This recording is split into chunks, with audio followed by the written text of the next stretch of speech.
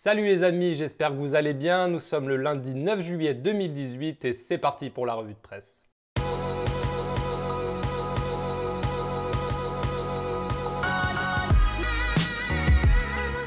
Et on commence cette semaine à la une de l'équipe avec ce titre « Nous nous sommes tant aimés » avec une photo de Didier Deschamps regardant Thierry Henry. Et oui, demain soir, la France affronte la Belgique en demi-finale de la Coupe du Monde.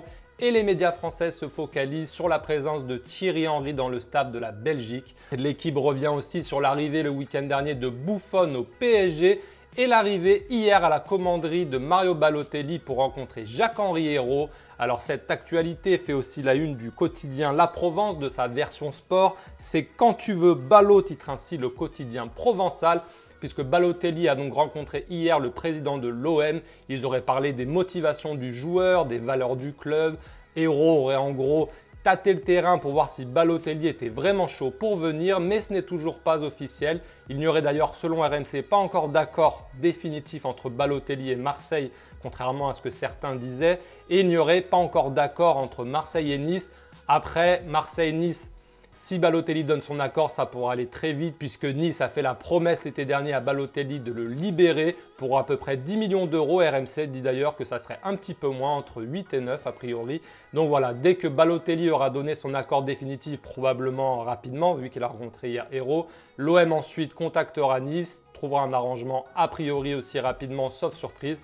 Et donc Balotelli, ça pourrait bien être pour cette semaine à mon avis. En même temps, ça fait quoi 3 semaines qu'on dit que c'est fait, toujours rien. Donc on ne va pas trop s'enflammer sur quand c'est qui vient. Attendons simplement, mais en tout cas, ça se précise. On file maintenant en Catalogne, alors là où la presse elle est complètement déchaînée depuis ce week-end. Hier, c'était Sport qui nous disait que Neymar voulait plus de Cavani, il voulait plus en entendre parler et qu'il voulait Luis Suarez à la place. Aujourd'hui lundi, que nous dit Mundo Deportivo, l'autre grand quotidien sportif barcelonais, que le PSG a fait une offre de 270 millions d'euros au Barça pour Coutinho. Alors selon le média catalan, le Barça ne va pas lâcher Coutinho, normal vu qu'ils l'ont recruté en janvier dernier. Mais voilà, cette info, ça serait pour dire que le PSG en gros voudrait tout faire pour satisfaire Neymar qui est courtisé par le Real Madrid et donc le PSG aimerait recruter son grand pote Coutinho, mais a priori c'est mal barré vu qu'en plus Coutinho a une clause à 400 millions d'euros, donc avec l'histoire du fair play financier, tout ça, impossible a priori d'imaginer le PSG mettre une telle somme.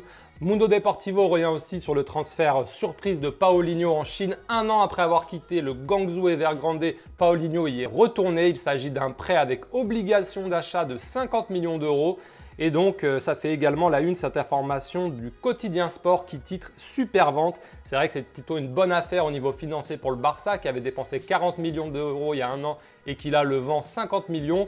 Et Sport revient toujours sur sa rumeur d'un intérêt du PSG pour Luis Suarez et consacre un article aujourd'hui comment le PSG veut affronter ce transfert. Donc selon eux, c'est toujours possible, c'est toujours en cours. Je vais regarder ça de plus près et je vous donnerai plus d'infos sur le site dans la matinée. On file maintenant à la une de Marca qui titre le nouveau Luis. Luis Enrique pourrait être le nouveau sélectionneur de l'Espagne quelques années après Luis Aragonés. Fernando Hierro qui avait remplacé sur le feu Lopetegui avant la Coupe du Monde a démissionné hier. Il était aussi directeur sportif de la fédération espagnole. Il est parti et ça serait donc Luis Enrique qui est actuellement libre de tout contrat, le grand favori pour le remplacer. On reste en Espagne, mais on part cette fois en Andalousie où Estadio Deportivo nous dit que William Carvalho a donné son accord au Betis Séville. Le Betis Séville qui pourrait rapidement annoncer le transfert du milieu portugais pour 20 millions d'euros plus 5 de bonus. En une d'Estadio Deportivo, on a aussi cette information sur Jean-Michel Seri, le milieu ivoirien de Nice. Caparros, le directeur sportif de Séville, serait très intéressé et on parle d'une opération qui pourrait avoisiner 30 millions d'euros. Après, il y a beaucoup de clubs sur Série, notamment anglais, donc ça risque d'être quand même compliqué pour Séville de rivaliser, mais affaire à suivre. On part maintenant au Portugal où le Sporting Portugal fait toujours l'actualité.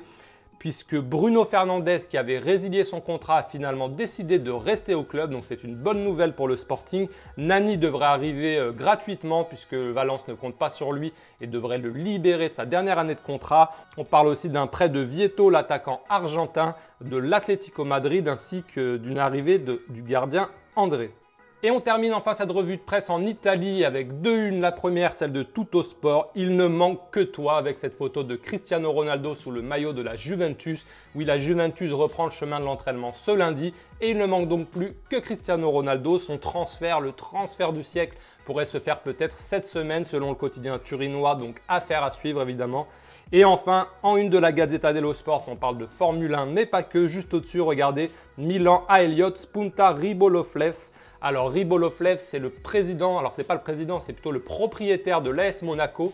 Et en fait, comme vous le savez peut-être ou non d'ailleurs, l'actuel propriétaire du Milan AC est un Chinois qui avait racheté le club il y a 1 an. Et en fait, il avait contracté un prêt pour pouvoir racheter le club. Et en fait, il n'arrive pas à rembourser le prêt tout simplement. Et donc, il a une dette envers le fonds d'investissement qui lui a prêté l'argent. Et là, il devait rembourser 32 millions d'euros avant une certaine date. A priori, c'était le 6 juillet, mais il aurait encore une semaine de battement. Bref, du coup, il est un peu dans la mouise, on va dire. Et du coup, ça serait le propriétaire russe de Monaco qui lui proposerait, a priori, de lui filer l'argent dont il a besoin pour que le club du Milan ne passe pas en propriété du fonds d'investissement américain Elliott.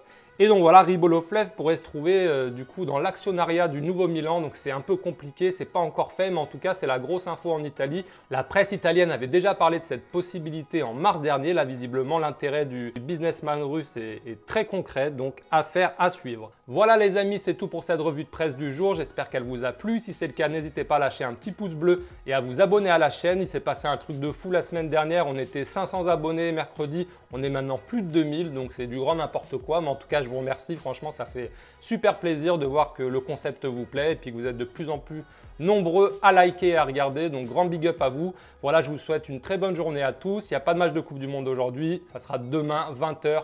Première demi-finale, France-Belgique. On y croit. Allez les Bleus. Et en attendant, bonne fin de journée à tous et à demain pour une nouvelle revue de presse. Ciao les amis.